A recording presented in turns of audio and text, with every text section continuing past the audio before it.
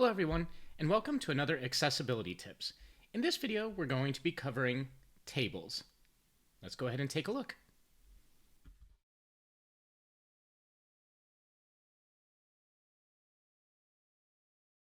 Okay, in order to create accessible tables, there are a couple considerations we need to make. First, you need to go ahead and designate the header cells and define the scope.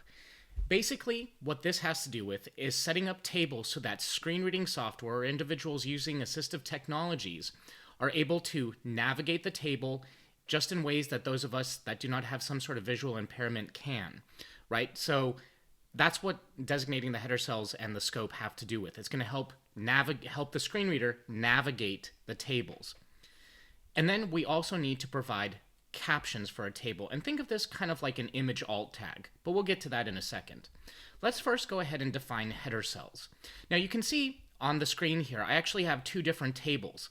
I have one table where the headers are up on the very top row, and basically you would navigate this table by going based on the column. Now table 2 down here, the headers are actually in a column, and so you would navigate it going by the row. And you have to set up and consider that when you're actually structuring and designating your header cells. So this is how you're going to designate header cells. The first thing you want to do is highlight the header cells. So I've highlighted them now on the page. And you'll notice as soon as I click into the table, Canvas gives me this nice little table menu.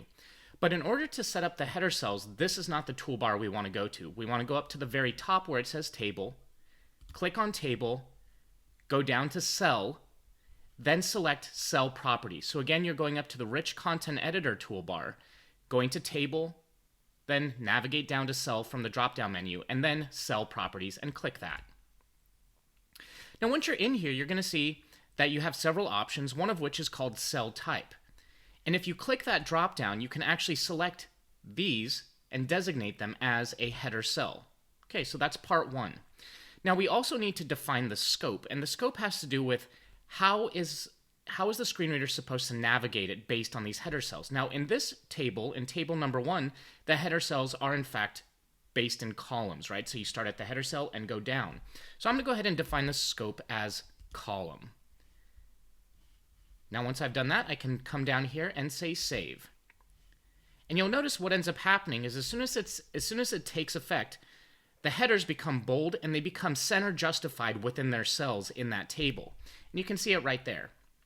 Okay, now what do we do if you have another table where the headers are actually, aligned via a column and the table is supposed to be navigated by row?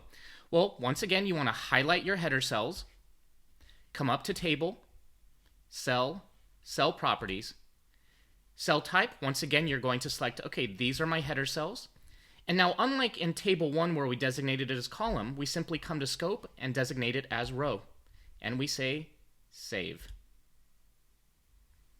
And that's all we have to do for header cells. Now, there's another step, and we need to be able to provide a table caption.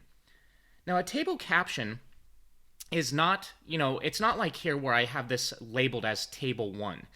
The table caption needs to be able to provide an individual with the basis, the gist of the information that if you view the table that you take away having viewed it, right? So what I'm going to do in order to create a caption is come back in here again.